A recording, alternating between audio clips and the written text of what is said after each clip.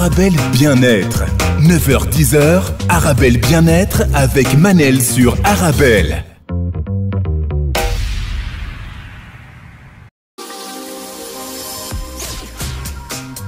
Arabelle Bien-être avec Manel sur le 106.8 FM. On se retrouve pour notre rendez-vous quotidien 100% bien-être 9-10h sur Arabelle. Aujourd'hui, je reçois Monsieur Mohamed El Menjra, spécialiste en transformation rapide, expert en hypnose, les chocs émotionnels de l'enfance qui nous affectent à l'âge adulte. On va parler des traumas. Quand on parle de trauma, on parle d'événements marquants, un événement qui a l'effet d'une bombe, mais on parle aussi de micro-traumatismes. Je vous rappelle que vous pouvez toujours participer à l'émission en envoyant vos questions, vos réactions par SMS au 0488 106 800, 0488 106 800. Je suis désolée, je suis fort émue parce que depuis que j'ai annoncé le sujet, il y a quelques minutes, je reçois des messages, des forts messages très touchants par SMS et via Instagram. Je vais essayer de les lire un peu plus tard dans l'émission. Bonjour Monsieur Mohamed El Menjra. Bonjour et bonjour Manel, plaisir de te voir. Merci beaucoup, tout le plaisir est pour moi et pour mes auditeurs. Je pense que la connexion est moins bien que la semaine passée. Déjà, je ne vous vois pas bien. Alors, je vais demander à mes auditeurs de réagir sur Instagram et par SMS. Est-ce que le son est bien clair pour vous? Sinon, on va rétablir une meilleure connexion. Alors, Monsieur Mohamed El Menjra, est-ce que tout va bien au Maroc?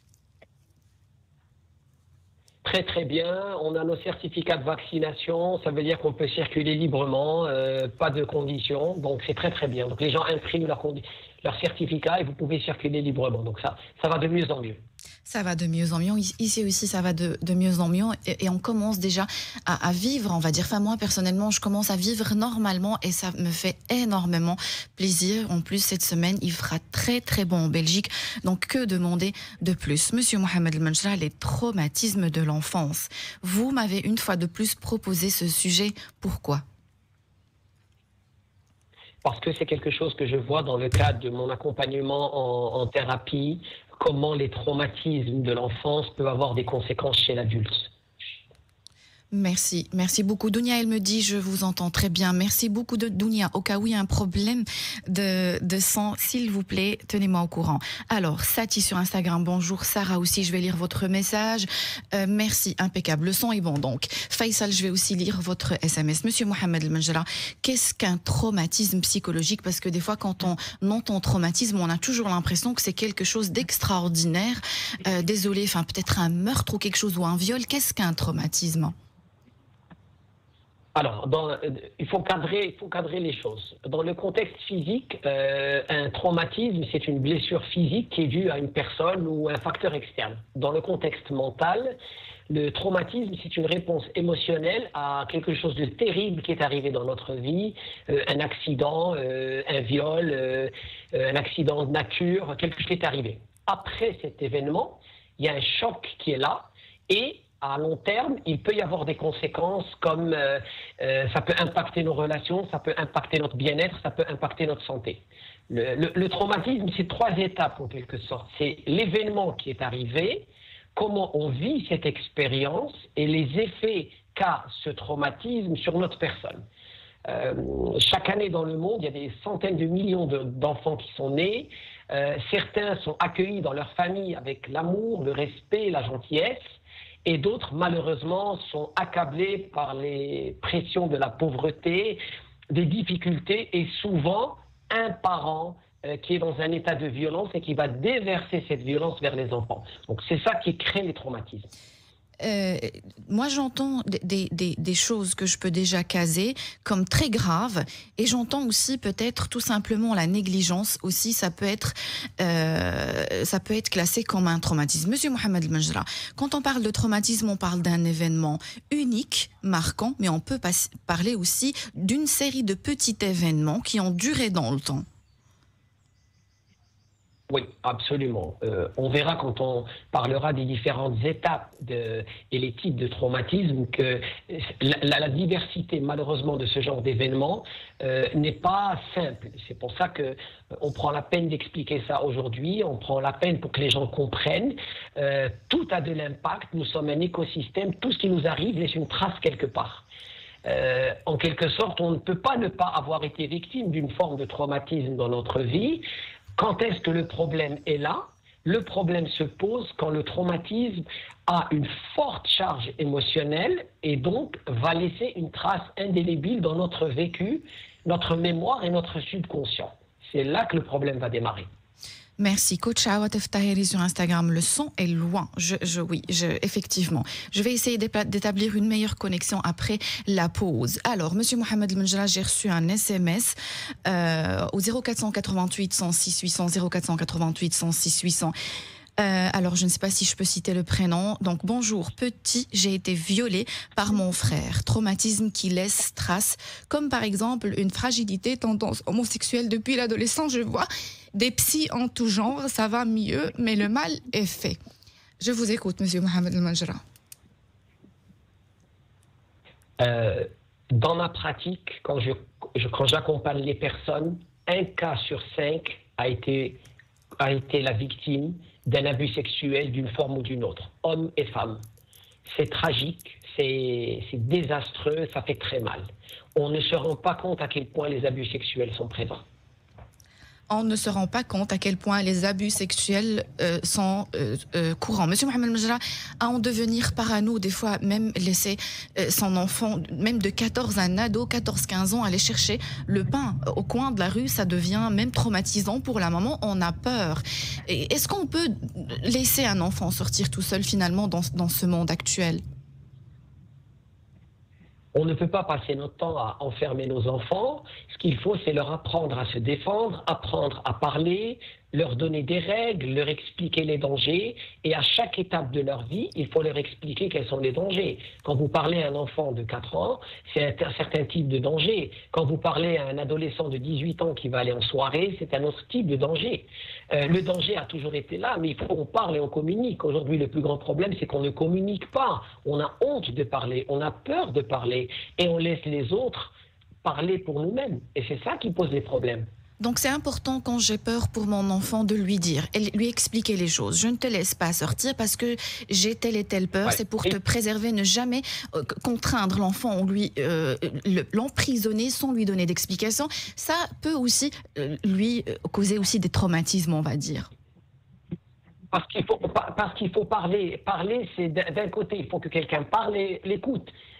Quand on voit, j'ai vu ça dans le cadre de mon travail, quand une femme est violentée par son mari, quand elle va parler à sa mère, elle lui dit « tu as dû faire quelque chose pour mériter cela ».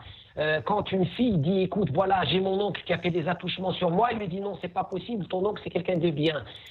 On entend les enfants parler, mais est-ce qu'on les écoute vraiment? Est-ce qu'on prend en compte ce qu'ils ressentent? Il faut qu'on arrête l'hypocrisie, même dans cette soi-disant société dans laquelle on vit, où il y a certaines valeurs et certaines religions, les gens refusent de parler de ce sujet. Donc aujourd'hui, on débat, on parle des traumatismes. Une des choses qui peut aider dans les traumatismes, c'est l'écoute, c'est l'échange et c'est le partage. Alors, Monsieur Mohamed Menjra, je vais vous lire un SMS que j'ai reçu au 0488 106 800, 0488 106 800. N'hésitez pas à partager avec nous vos expériences. Alors, cher Manel, le divorce et sa gestion est un traumatisme pour les adultes et enfants. Alors, Monsieur Mohamed Menjra, une mise au point est nécessaire. Le divorce, parfois, ça peut être une solution pour préserver l'enfant carrément des traumas qu'il peut vivre au quotidien avec des parents qui se déchirent sous le même toit. Le divorce ne peut devenir un traumatisme que si on l'a mal géré. Parce que dans cet SMS, on parle de mal gestion. Je vous écoute. Oui, absolument. Moi-même, j'ai connu un divorce. J'étais marié pendant 15 ans. Et j'ai toujours tout fait pour que mes enfants gardent leurs repères. Quand les parents sont ensemble et qu'ils commencent à avoir de l'animosité et verbalement ça commence à dégénérer, un divorce est une très bonne solution parce que ça évite à l'enfant d'endurer ce genre de choses et de vivre ce genre de comportement. Parce qu'un enfant, il peut comprendre que chaque parent vit séparément, mais il ne peut pas comprendre et il ne peut pas accepter de vivre que chaque parent fait du mal à l'autre. Dans certains cas, le divorce, après avoir tout essayé, thérapie, famille et autres, peut être une bonne chose. Et effectivement, ça peut épargner les enfants de certaines violences physiques, mais surtout les violences verbales, parce qu'on a parlé des violences physiques, mais les violences verbales font beaucoup de mal. Le repère d'un enfant, le premier homme dans sa vie, c'est son père, et la première femme dans sa vie, c'est sa mère. Quand il voit que ses modèles sont en train de se détruire devant lui, l'enfant est complètement paumé. Donc c'est pour ça que dans certains cas, après avoir tout essayé, le divorce reste la meilleure solution. Alors, permettez-moi juste de faire une parenthèse pour mes auditeurs. La semaine passée, j'ai reçu coach Claudia Jiménez, consultante, coach et formatrice spécialiste du bien-être au travail. Pour la première fois, elle est venue pour parler de son cas, de son divorce, comment elle a pu rebondir, comment elle est devenue femme entrepreneur après son divorce. Elle a aussi parlé de sa fille, comment sa fille, enfin, je connais un peu personnellement sa fille, c'est une fille très équilibrée, fille de 14 ans. Alors, je vous invite à aller voir et écouter l'expérience. Ici, dans ce cas-là, elle est disponible sur YouTube. Ici, dans ce cas-là, on parle d'un divorce qui a préservé l'enfant d'un parent manipulateur. Alors, Monsieur Mohamed El Menjra, donc ici, la même personne, elle dit, personne dans ma famille n'est au courant, uniquement ma psy. Pourquoi, Monsieur Mohamed El Menjra, quand on a été victime d'un traumatisme, et je parle plus précisément dans ce cas-là de viol, pourquoi on a du mal à en parler? Moi, j'ai le souvenir de mon enfance que quand on parle de divorce, on essaie tout le temps de mettre la faute sur la personne, sur la victime même. Est-ce que c'est ça qui fait qu'on a du mal à en parler? Parce que dans notre société, la vraie question que l'on doit poser quand quelqu'un est mal, c'est de dire « qu'est-ce qui t'est arrivé ?» Nous, ce qu'on pose, c'est comme question « qu'est-ce qui ne va pas ?» Et quand on dit « qu'est-ce qui ne va pas ?» on est en train de juger la personne. Dans beaucoup de sociétés comme les nôtres, l'enfant ou l'adolescent qui est victime d'un traumatisme a peur de parler parce que pour lui, parler, ça veut dire être jugé. On ne va pas essayer de comprendre qu'est-ce qui est arrivé, qu'est-ce qui lui est arrivé, on va plus essayer de l'accabler. C'est pour ça que beaucoup de personnes vivent, surtout les enfants et les adolescents, dans nos sociétés, beaucoup d'enfants vivent leur traumatisme en silence. En parler, libérer la parole, dire à ma famille, mon frère, telle et telle personne s'est abusé de moi, il m'a fait ci, elle m'a fait ça. Est-ce que c'est une bonne solution, Monsieur Mohamed El Menjra, ou garder le silence et en parler uniquement à un psy? Ça dépend comment ça va aider dans la guérison. Si cette personne arrive dans le cadre d'un accompagnement avec une personne externe à la famille à surmonter cette étape, il n'y a aucun problème. Je recommanderais de ne pas en parler à la famille parce que ça peut faire exploser la famille. Mais si c'est nécessaire de confronter la personne pour le bien-être de cette personne, il faut le faire. La confrontation. C'est la victime qui décide. C'est la victime. Oui, c'est la victime qui décide qu'est-ce qui est dans son intérêt. Des fois, en parler à quelqu'un, des fois demander des excuses, des fois échanger, des fois avoir ce besoin qu'on comprenne, juste qu'on respecte sa douleur. Des fois, il faut respecter la douleur. Respectons la douleur de l'autre. Donc, ça dépend des cas. Je souhaiterais, en premier abord, je souhaiterais pas en parler au reste de la famille parce que ça va créer beaucoup plus de problèmes. Seulement si la victime peut s'en sortir et devenir meilleure sans partager cet événement avec sa famille. Si c'est nécessaire, il faut le faire. Parce que notre objectif, c'est le bien-être de la victime. Magnifique. Alors, Monsieur Mohamed El Menjra, coach Awatef Tahiri, coach holistique en nutrition et nutrithérapie, elle dit sujet très émouvant car les femmes que j'accompagne dans mon cabinet ont eu des traumatismes graves et ces traumatismes continuent aujourd'hui à pourrir leur vie. Surtout, chers parents, préservez la sécurité de vos enfants. Alors, elle accompagne aussi les gens qui sont en surpoids et on peut même avoir un surpoids à cause d'un choc émotionnel ou alors d'une blessure de l'enfance. On peut jamais aller traiter le surpoids uniquement en parlant de nutrition, mais il faut une approche holistique. Monsieur Mohamed El Menjra, beaucoup de réactions. En attendant, je vous pose la question. Vous dites, on a tous été victimes de trauma ou de blessures de l'enfance. Ça, je le sais. Quand on est obligé de parler des blessures, des 5 blessures de l'enfance. J'ai déjà fait 3 émissions avec Madame Bouchar Srouk. Elles sont disponibles aussi sur YouTube, si vous voulez en savoir plus. On est tous, on a tous sans exception, moi et vous, nous avons 3 à 4 des 5 blessures de l'enfance, à savoir le rejet, l'humiliation, l'abandon et l'injustice. Il reste encore une, je vais m'en souvenir.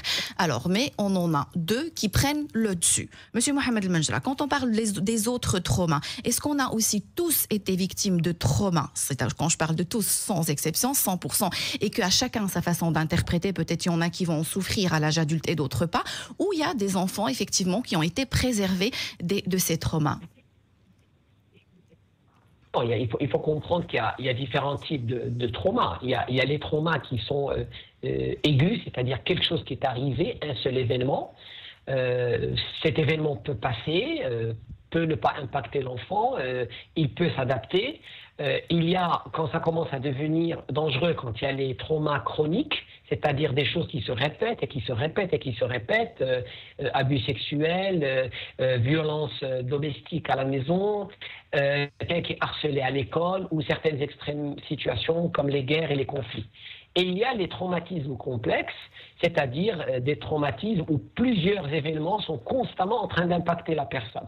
Donc, c'est vrai qu'une personne qui est exposée à des traumas complexes ou chroniques, ça va être très difficile pour cette personne de s'en sortir sans une aide externe. Mais pour les traumatismes aigus, c'est-à-dire un événement qui est arrivé, souvent on peut s'en sortir, un traumatisme aigu, on a perdu un parent, il y a un frère qui a eu des problèmes, et quelqu'un dans la famille qui est tombé gravement malade pendant des mois, un membre de la famille qui est parti en prison.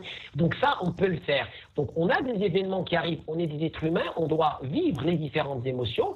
Maintenant, c'est le rôle des parents, c'est le rôle du support familial et c'est le rôle du support social de créer un tissu pour permettre à cette personne de rebondir et de repartir. Merci, Monsieur Mohamed El Menjra. Je rappelle mes auditeurs que je reçois leur réaction par SMS au 0488 106 800, 0488 106 800. Alors ici, victime d'un trauma, je participe et je partage mon expérience dans des forums. Donc on parlait, c'est hyper important, même à des inconnus peut-être, si vous voulez même créer un pseudo sur Internet et en parler, partagez votre expérience. Alors on parle aussi, parce que puisqu'on a parlé de séparation, ici, cette auditrice, elle parle d'injustice et elle parle de justice, pardon. Elle dit les lois sont mal faites quand on parle de loi et de garde internée. Effectivement, des fois, c'est difficile de prouver que la maman ou le papa maltraite l'enfant puisque ça se passe à la maison, porte fermée, on n'a pas de témoin, hyper compliqué. Monsieur Mohamed El Menjra, ce que j'entends, c'est que on en parle aujourd'hui pour prendre le contrôle de notre vie à l'âge adulte. Parce que finalement, ces traumas, les laisser vivre et les laisser prendre le contrôle de notre vie, on ne peut pas réussir notre vie actuelle. J'ai pas envie de généraliser, mais peut-être ça peut être compliqué de réussir une vie amoureuse, aussi une vie sociale, si on garde ces traumas sans les traiter. C'est bien cela. Oui, parce que ce qui est arrivé à l'enfance, on le garde, c'est dans notre subconscient. C'est pour ça qu'à travers l'hypnose, on arrive à aller chercher ces souvenirs et clôturer ces dossiers, entre guillemets, qui nous ont gênés. Souvent, quand on a ces douleurs et qu'on les transporte, on crée une réponse dissociative, c'est-à-dire on commence à créer comme, entre guillemets, un dédoublement de personnalité. On crée une personne en nous-mêmes qui arrive en quelque sorte à s'auto-immuniser. On se replie sur nous-mêmes, on s'immunise. Et c'est ce comportement que l'on a créé en enfance, parce que quand l'enfant est soumis à un traumatisme, il doit créer en lui-même une personnalité pour pouvoir faire face à ce traumatisme. Alors là, c'est-à-dire développer une indifférence, développer un détachement, se dissocier des événements. Et donc ce comportement d'avoir un endroit où on se réfugie à l'intérieur, s'il y a quelque chose qui n'est pas fait à l'âge adulte, il va continuer à garder cette deuxième personnalité, si on peut dire ça ainsi, à l'intérieur. Et quand il va se retrouver avec d'autres personnes pour échanger et construire une relation, il sera incapable de le faire parce qu'il sera constamment en train de se réfugier là où il se réfugiait quand il avait mal en tant qu'enfant et qu'il subissait le traumatisme. Il faut parler, il faut trouver des solutions. Il n'est jamais trop tard. Moi, j'ai accompagné des adultes, des chefs d'entreprise à 40-50 ans qui traînaient encore des traumatismes de 4-5 ans et ça les impactait. Bon, ils bougeaient, ils faisaient, ils réalisaient beaucoup de choses dans leur vie, mais à côté de ça, ils transportaient la douleur. Et c'est ce transport de la douleur dans le temps qui fait très mal. Magnifique, merci beaucoup. Alors, auditeurs ou auditrices qui me rappellent effectivement les 5 blessures de l'enfance, l'abandon, l'humiliation, la trahison et l'injustice.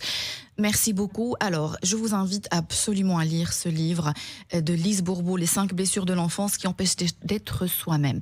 C'est un bouquin, c'est un livre, c'est un best-seller qui change une vie. Ça peut vraiment changer votre perception du monde. Monsieur Mohamed Mejra, un SMS. Donc, c'est une maman qui parle, elle dit « J'ai vécu la séparation avec mon bébé d'1 an et demi et de 10 ans. » Et elle parle de traumatisme, de blessures. Et elle dit « Comment savoir si on a été traumatisé ? On a tous vécu des traumatismes. » Je vais poser toutes ces questions à Monsieur Mohamed Mejra un peu plus tard dans l'émission. Monsieur Mohamed Mejra, elle parle de blessures quand elle a, on va dire, laissé son enfant ou elle a été séparée d'un enfant. Est-ce qu'un enfant peut aussi subir un traumatisme uniquement parce que sa maman aussi a été traumatisée à certains moments de sa vie? Les enfants captent tout. Le bébé, à partir du moment qu'il est en train d'être conçu dans le ventre de sa mère, il capte, il enregistre les émotions. L'enfant, quand il est dans le ventre de sa mère, il capte les vibrations sonores, il capte les vibrations émotionnelles, il ressent tout. Et il enregistre. À partir du moment qu'il commence à être conçu, l'enregistre commence. Merci, Monsieur Mohamed Mejra. Alors, Dounia, fort touchée, elle me dit, enfin, je lui rappelle des mauvais souvenirs. Je suis désolée, c'est pas le but de l'émission, mais c'est de s'en sortir. Alors, on va reprendre le sourire, la bonne humeur, et ça va être juste après la pause. Je vais passer une belle musique, on pourra danser un peu et vous lire encore les autres SMS que j'ai reçus. Via Facebook, Instagram et au 0488 106 800. Monsieur Mohamed Mejra, je vous retrouve avec un beau sourire après la pause. Restez avec nous. Vous êtes bien sur Arabelle. Arabelle Bien-être. 9h-10h, Arabelle Bien-être avec Manel sur Arabelle. C'était Malouma et on se retrouve pour notre rendez-vous quotidien 100% bien-être 9-10h sur Arabelle. Aujourd'hui, je reçois Monsieur Mohamed Mejra, spécialiste en transformation rapide. On parle des traumas chez les enfants, les chocs émotionnels de l'enfance qui nous affectent à l'âge adulte. Je vous rappelle que vous pouvez toujours participer à l'émission en envoyant vos questions, vos réactions par SMS au 0488 106 800, 0488 106 800. Alors, Monsieur Mohamed Mejra, rebonjour. Rebonjour. Sujet difficile tôt le matin, mais sujet important. Oui, très difficile. J'ai reçu un audio d'une auditrice en pleurs, effondrée. Donc elle parle de sa maman qui l'enfermait dans l'armoire comme punition. Elle parle aussi de son papa qui ne venait qu'une fois par an. À mon avis, il travaillait à l'étranger. Et il dit quand il arrivait chez nous, pendant 1 mois, il n'adressait pas la parole à ma maman. Et il est encore, enfin, je la connais un peu, cette personne, elle est maman de quelques enfants.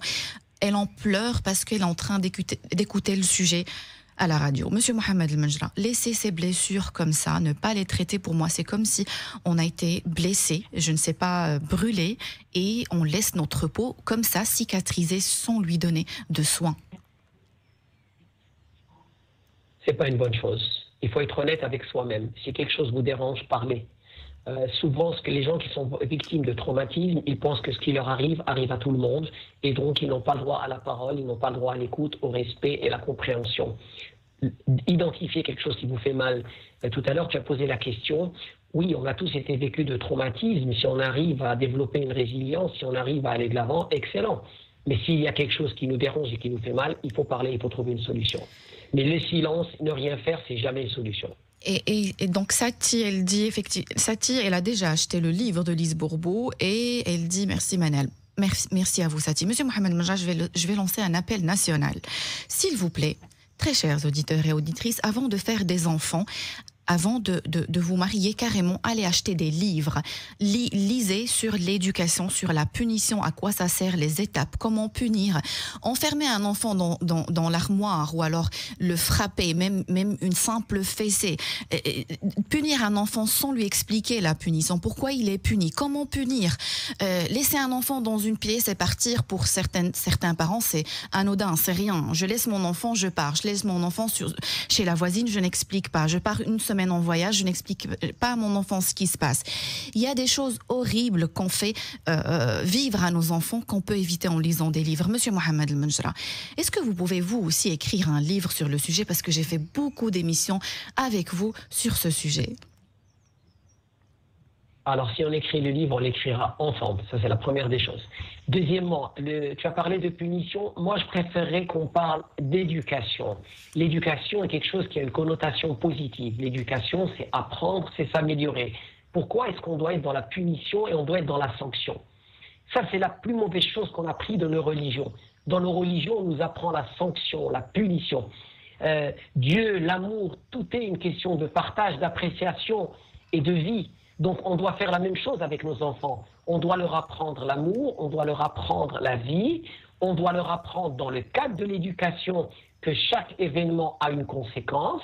Il y a de meilleures conséquences que d'autres. Quand on est dans cet apprentissage, quand on est dans l'éducation, on fait de nos enfants des êtres humains exceptionnels. Mais on ne peut pas éduquer les enfants sous le coup de la peur et de la menace. Et je l'ai dit et je le répète et je le répéterai chaque fois que j'ai l'occasion dans ton émission, la violence physique, tolérance zéro. Donner une baffe, gifler un enfant, une fessée, une tape sur la main, oh ça va pas lui faire de mal, ça m'a pas fait du mal, c'est du n'importe quoi. Arrêtons d'être violents avec nos enfants. Ça laisse des traces et ça fait des clients chez les psychologues et les psychothérapeutes.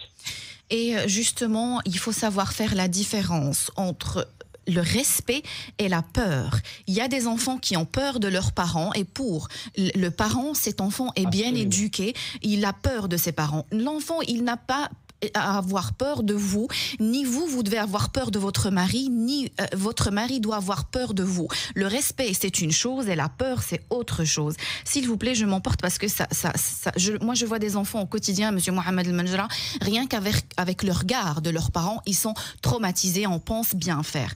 Monsieur Mohamed El Menjra, j'ai cette auditrice qui culpabilise beaucoup, donc elle parle de en fait, elle a laissé son enfant pendant une certaine période et il dit « j'ai fondu en larmes quand j'ai été le récupérer ». Bref, le but ici, ce n'est pas de culpabiliser Monsieur Mohamed El Menjra, les enfants, mais si vous voulez, madame, si vous estimez que vous avez besoin d'accompagnement, si vous estimez aussi que votre enfant, même un bébé, même un enfant peut être accompagné, prenez contact par exemple avec Monsieur Mohamed El Menjra, il est tagué sur la page officielle d'Arabelle sur Instagram. Alors, Faisal, il dit carrément qu'il est passé aux antidépresseurs et il dit ça stabilise l'état mental. Alors je connais votre avis, Monsieur Mohamed El Menjra, sur les antidépresseurs. Je pense qu'il est suivi par un psychiatre ou un psychologue qui a le droit de lui prescrire cela. Mais votre avis, s'il vous plaît, comme rappel. Je suis d'accord que je ne suis pas médecin, je ne peux pas donner de médicaments, je ne peux pas arrêter les médicaments. Il y a des gens compétents pour cela, je respecte le travail des psychiatres. Si ces antidépresseurs sont donnés pour une période bien précise, 2, 4, 6 mois, avec l'idée d'arrêter après, ça peut être une bonne chose. Je peux comprendre et je respecte. Mais de dire je vais prendre des antidépresseurs, comme il y a des gens qui sont venus chez moi et qui prenaient des antidépresseurs pendant 6-7 ans, non. Premièrement, les dégâts à long terme sur le cerveau sont énormes. En plus de ça, c'est prouvé scientifiquement que les adolescents qui prennent des antidépresseurs explosent leur risque de suicide. Donc, oui, prendre des antidépresseurs pour des périodes très courtes, quelques mois, sous la supervision d'un psychiatre, mais surtout faire un travail de thérapie d'accompagnement pour solutionner la douleur. L'antidépresseur, il va calmer la douleur, mais il ne va pas enlever la douleur. La thérapie, elle, va enlever cette douleur. Et c'est ce que l'on souhaite. En enlevant la douleur, on n'aura plus besoin de ces antidépresseurs et on sera apte à avoir de bonnes relations et de vivre sainement. Magnifique. Merci beaucoup, Monsieur Mohamed El Menjra. Alors, SMS tout à fait manal avant de projeter, d'avoir des enfants bien réfléchir. On va dire, Réfléchir, c'est une chose, et bien se renseigner sur l'éducation, sur la façon d'éduquer les enfants, c'est autre chose. Alors, SMS, Monsieur Mohamed Majra, mais la limite, c'est quoi? Elle se situe où dans l'éducation et le respect des règles? Alors, ici, on ne parle pas de ne pas poser des limites à l'enfant ou de ne pas lui imposer, on va dire, un cadre, mais on parle de hurler, crier, taper, violence physique, violence mentale. Monsieur Mohamed Najra, des fois même, allez, on va pas parler de la violence physique parce qu'ici c'est ligne rouge, mais juste hurler. Pourquoi on doit hurler pour se faire respecter? Déjà, c'est une faiblesse de passer au cri, en fait. Oui, parce qu'on croit que beaucoup de personnes pensent que plus on parle fort, plus on est imposant, plus on crie, plus on a du charisme. C'est du n'importe quoi. Être capable de parler à son enfant et d'envoyer le message, ne sacrifiez jamais le message, séparer la personne du problème, c'est-à-dire votre enfant a eu un comportement, je ne suis pas content de ce comportement, je ne suis pas d'accord avec toi, on peut parler calmement, on peut être ferme, la fermeté c'est une chose, et la colère, c'est une autre. Je peux être ferme en parlant calmement, comme je peux être colérique et ne pas être ferme. Donc, ce qu'on doit avoir avec nos enfants, on doit donner des repères, on doit donner des règles, des lignes de conduite dans la vie pour qu'ils comprennent comment ils doivent évoluer dans cette planète. Mais ces règles, on peut les imposer sans violence, avec respect, en parlant calmement. Donc, le but, c'est d'avoir un message clair qui n'est pas confus, mais ce n'est pas de crier. Crier ne va pas vous donner plus d'autorité avec vos enfants. Il va peut-être créer plus de violence verbale, mais l'impact ne sera pas intéressant. C'est pas ce que l'on souhaite. Ma recommandation, c'est que quand vous pouvez parler avec vos enfants, et chaque fois que vous avez l'occasion, parlez calmement. Et évitez de parler dans des contextes où vous venez de rentrer du travail, où vous êtes énervé, vous avez un problème avec votre mari ou votre femme. Donc évitez de déverser cette colère, parce que c'est ça l'erreur que font les parents. Ils prennent leurs enfants comme un dépotoir. Pour eux, ils peuvent déverser leur colère, dire ce qu'ils pensent, se soulager. Mais hello, les dégâts après que les enfants vont récolter, est-ce qu'ils vont ramasser? C'est catastrophique. Merci beaucoup, Monsieur Mohamed Manjra. Alors, à SMS, c'est comme la fessée, elle peut être éducative car les enfants d'aujourd'hui sont très difficiles. Alors, Madame ou Monsieur, je suppose que vous aussi, quand vous étiez enfant, vous étiez aussi un enfant difficile. Un enfant, c'est un enfant. En 2000 ou en 70, ça ne change pas grand-chose. Et la fessée n'a en aucun cas, n'a jamais été éducative. La violence physique, zéro tolérance. Envers les hommes, envers les femmes, envers les animaux, envers les plantes. Je vous assure que quand je fais ma marche dans la forêt, je fais en sorte de ne pas écraser des bêtes par terre. Monsieur Mohamed El Manjra, SMS sur Instagram. Alors Sarah, elle parle. Donc bonjour Manel, bonjour Monsieur Mohamed El Manjra. Donc elle dit, j'ai été maltraitée physiquement et mentalement par ma mère biologique jusqu'à mes 12 ans. Puis mon père est venu me sortir de chez elle, mais n'a pas été trop présent avec eux deux. Beaucoup de reproches, beaucoup de choses. Et il dit, Monsieur Mohamed El Manjra, c'est avec vous que j'avais fait l'émission sur le rapport à l'argent, comment avoir un rapport sain avec l'argent. Oui, c'était avec vous. Donc, elle dit ça a modifié. Donc, maintenant, elle a été privée et elle dit ça a modifié son rapport avec l'argent à 40 ans. Elle se culpabilise à chaque fois quand elle doit s'acheter quelque chose. Les conséquences d'un trauma, ça peut aller jusqu'aux dépenses, Monsieur Mohamed El Manjra. J'ai été traumatisée, maltraitée, j'ai été privée et je n'ose même pas me faire plaisir. C'est quand même grave. Oui, parce qu'elle a oublié ce que c'est mérité. Pour elle, à force d'être privée, elle a oublié ce que c'est recevoir, elle a oublié ce que c'est mériter, elle a oublié ce que c'est se faire plaisir. Et c'est ça qui va détruire l'estime de soi. Et après, comme on n'a plus l'habitude de recevoir, comme on n'a plus l'habitude de se faire plaisir, à ce moment-là, on se renferme de plus en plus sur soi et on va vers quelque chose de pas bien. Hier, je parlais à une dame, je faisais un accompagnement avec une directrice d'entreprise, une femme qui a réussi sa carrière professionnelle. Elle m'a dit, je passe mon temps à donner à tout le monde, je m'oublie. Je lui dis, madame, si vous voulez prendre soin des autres, il faut d'abord prendre soin de vous. Je lui dis, écoutez, une règle très simple, dans la journée, il y a 24 heures, vous êtes debout pendant 16 heures, vous dormez 8 heures, 16 fois 7, ça fait 112 heures par semaine, prenez 5% de votre temps et soyez extrêmement égoïste sur ce 5%. Ça fait à peu près 5-6 heures par semaine. Les autres 95%, vous les donnez à la famille, au conjoint, au travail, aux enfants et le reste. Ce que je suis en train de dire ici, c'est que c'est très important d'entretenir sa personne, d'entretenir son estime de soi, en donnant quelques heures à sa propre personne. Oui, ces 5% du temps, vous devez être égoïste avec vous-même, vous devez vous faire plaisir, parce que c'est seulement comme ça que vous entretenez votre estime de vous-même et votre confiance en vous. Sinon, vous commencez à perdre le goût de la vie, vous commencez à perdre le plaisir, et rien ne devient intéressant, et tout devient une corvée. Et c'est là que les problèmes commencent. Alors, je ne suis pas d'accord. Une auditrice, elle dit au 488 106 800, je ne suis pas d'accord. Elle dit, désolé, les neurosciences le confirment, la fessée. Donc, elle dit, c'est bien. Madame, vous avez 3 enfants. Vous faites ce que vous voulez. À l'âge adulte, vos enfants, ils vont. Vous allez récolter ce que vous avez semé. C'est aussi simple que ça. Vous faites ce que vous voulez. Monsieur Mohamed El Menjra, on va se retrouver juste après la pause. Je voudrais répondre à cette auditrice. Je respecte son avis, mais je maintiens mon avis à moi. La violence, sous quelle forme qu'elle soit, n'est pas bonne, qu'elle soit verbale ou physique. Clair et net et précis. Et moi, je ne sais pas. Hein. Je ne sais pas où est-ce qu'elle a lu ça. Je ne sais pas quel neuroscientifique, quel psychologue, quel psychiatre va dire donner des fessées à vos enfants pour bien les éduquer. Ça m'étonne fort. Ceci dit, on peut avoir des avis différents et se respecter. Mais je ne l'entends pas. Pas du tout. Je ne l'entends pas. Ce genre de choses, je ne peux pas les entendre. Monsieur Mohamed El Menjra, on se retrouve juste après la pause. Restez avec nous. Vous êtes bien sur Arabelle. Arabelle Bien-être. 9h-10h, Arabelle Bien-être avec Manel sur Arabelle. On se retrouve pour notre rendez-vous quotidien 100% bien-être 9-10h sur Arabelle. Aujourd'hui, je reçois Monsieur Mohamed El Menjra, spécialiste en transformation rapide. Les chocs émotionnels de l'enfance qui nous affectent à l'âge adulte, c'est le sujet d'aujourd'hui. C'est un sujet qu'on va devoir continuer la semaine prochaine parce que j'ai encore beaucoup de questions. Monsieur Mohamed El Menjra, réaction sur Instagram. Votre émission d'aujourd'hui, et donc c'est Sana, votre émission d'aujourd'hui est chargée en émotions.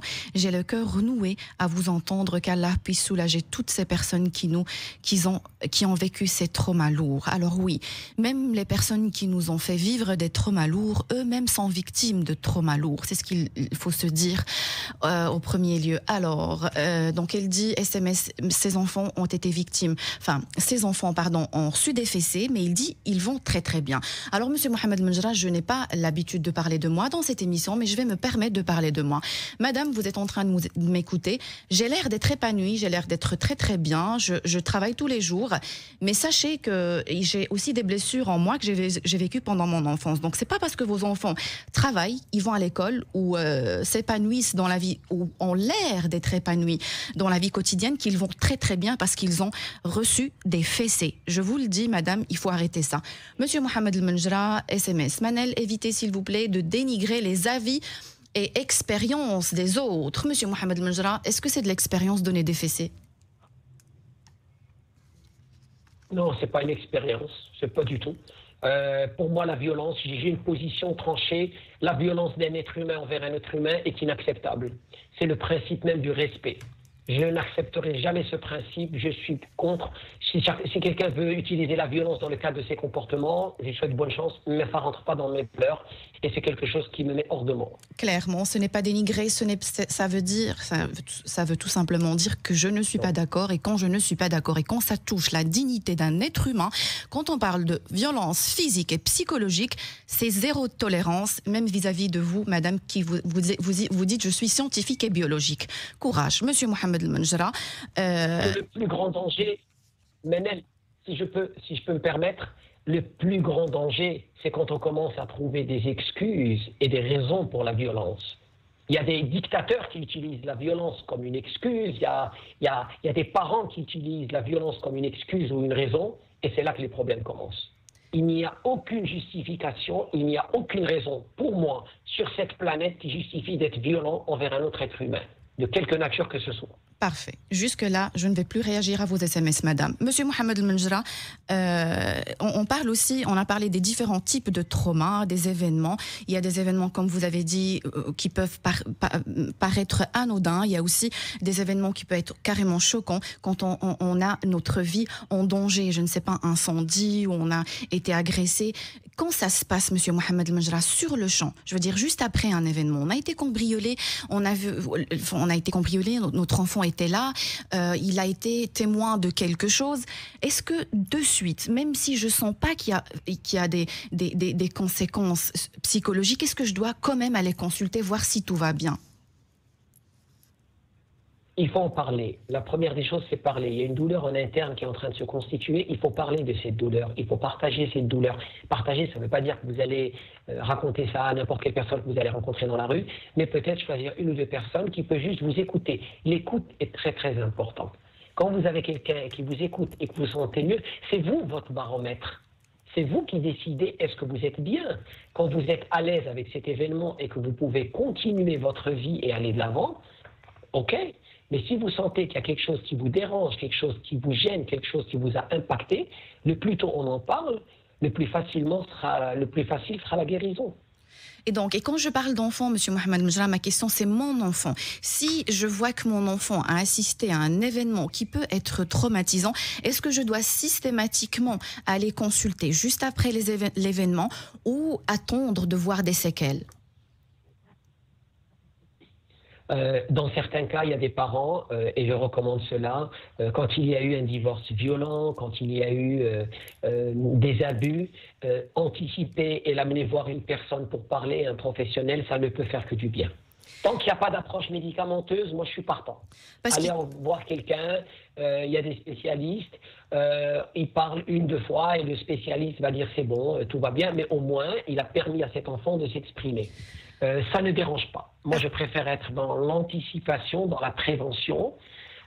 Oui, ça ne fait pas de mal. Si vous sentez qu'il y a quelque chose qui est arrivé qui peut impacter votre enfant, un événement qui est très lourd, n'hésitez pas à parler.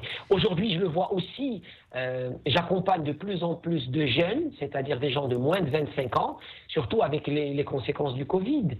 On a vu dans le Covid, pour la rentrée scolaire, on va dire septembre 2020-2021, les étudiants, le premier semestre, ça se passait bien, mais à partir de janvier-février 2021, ça a commencé à devenir très lourd et très difficile pour les enfants, parce qu'ils se sont retrouvés dans des environnements où il n'y avait plus de tissu social et de partage. Il n'y a plus la cour de récréation, il n'y a plus les soirées, il n'y a plus les booms, il n'y a plus les cinémas, il n'y a plus les restaurants, il n'y a plus les sorties.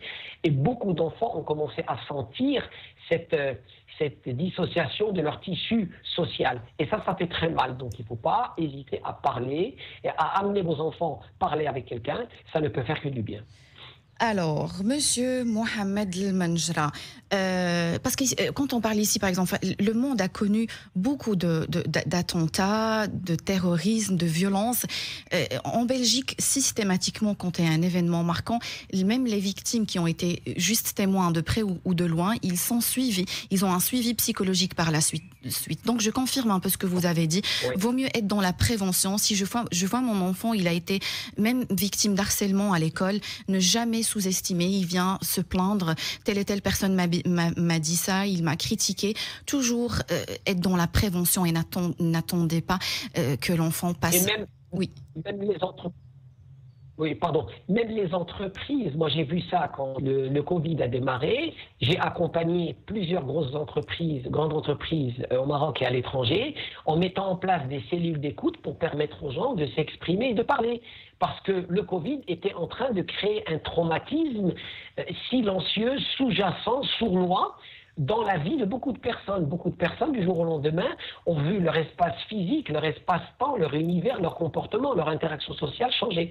Et donc, en mettant en place ces cellules d'écoute, on a pu, dans le cadre des accompagnements que j'ai fait avec un grand nombre d'entreprises, on a pu aider ces entreprises à passer par ces moments difficiles. Et pour le bien-être, donc, oui, on parle toujours de traumatisme chez l'enfant, chez l'adolescent, mais il y a aussi les traumatismes chez les adultes, dans le cadre professionnel et autres. Ça aussi, les adultes aussi sont des êtres humains qui méritent qu'on les écoute et qu'on les aide. Alors, Zakia, elle dit merci pour cette émission. Nous dombe tous les traumatismes de l'enfance. Alors, bonjour, vous avez raison, la violence physique et verbale est nullement une solution, bien au contraire. Merci beaucoup pour votre message. Alors, sur Instagram, Salam Manel, merci pour votre sujet. J'ai lourd sur le cœur et lent que je ne peux en parler, mais je peux vous dire que j'ai vu mon frère se détruire et aujourd'hui, il est à l'hôpital, sur le lit, entre la vie et la mort. Monsieur Mohamed Mnjra, j'ai encore quelques minutes avant de donner rendez-vous à mes auditeurs la semaine prochaine, mardi 9-10 heures sur Arabelle. Toutes ces personnes qui nous écoutent maintenant, qui ont été victimes d'un trauma pendant l'enfance ou même l'adolescence, qu'est-ce que vous avez à leur dire? Allez consulter de suite Oui, allez consulter et n'oubliez jamais qu'à l'intérieur de vous-même, il y a une personne extraordinaire, il y a une personne exceptionnelle. Cette personne exceptionnelle qui est à l'intérieur de vous-même, elle a subi un traumatisme, elle a subi un moment difficile, c'est douloureux. Il faut revendiquer son droit à être soigné, il faut revendiquer son droit à être accompagné et vous avez le droit de vous reprendre en main. Reprenez-vous en main, ne vous mettez pas en situation de victime. Et se mettre en position de victime, c'est quand on refuse d'aller de l'avant et de trouver des solutions parce qu'on cherche à accabler les autres. Par contre, mettez-vous dans une approche proactive, allez voir quelqu'un, demandez de l'aide et il n'y a pas de honte à demander de l'aide, quel que soit votre âge et quelle que soit votre situation. Il n'est jamais trop tard. Merci beaucoup. Merci très chers auditeurs. Merci aux réactions positives. Zéro tolérance à la violence physique, verbale ou psychologique. Je vais terminer mon émission sur ce mot-là, sur cette phrase. Zéro tolérance envers la violence physique, mentale ou psychologique. Et je ne respecte pas l'avis de quelqu'un qui est pro-violence physique, mentale et psychologique. Monsieur Mohamed El-Menjra, un dernier mot. Absolument. La règle de vie en société, c'est que chacun respecte la vie de l'autre et personne ne fait du mal à l'autre. À partir du moment qu'une personne est violente physiquement ou verbale envers l'autre, même si c'est son enfant, même si c'est son conjoint, même si c'est sa soeur, son frère, tolérance zéro. Respectons-nous les uns les autres. Nous pouvons avoir des avis différents, mais s'il vous plaît, la violence, zéro. S'il y a une chose qui peut sortir de cette émission, si on arrête d'être violent verbalement et physiquement envers nos enfants, on créera une génération future exceptionnelle. Parce que j'ai l'impression que la liberté d'expression n'est pas encore claire pour certaines personnes. Monsieur Mohamed El-Menjra, c'est la fin de cette émission. Je donne rendez-vous à mes auditeurs 9-10 heures mardi prochain pour continuer le même sujet. Merci du fond du cœur. Merci très chers auditeurs. Là, je peux pas vous dire, j'espère que vous avez eu votre dose de vitamines parce que c'était pas agréable aujourd'hui, parce que le sujet était assez lourd. Allez, je vous laisse, je vous donne rendez-vous déjà. Mais par contre, on peut leur dire, j'espère que vous avez eu votre dose de sagesse. De sagesse. Parfait. Merci beaucoup. J'adore. J'espère que vous avez eu votre dose de sagesse. N'oubliez pas de fréquenter les gens heureux. Le bonheur est contagieux. Rendez-vous demain à 9h sur Arabelle. Arabelle Bien-être. 9h-10h, Arabelle Bien-être avec Manel sur Arabelle.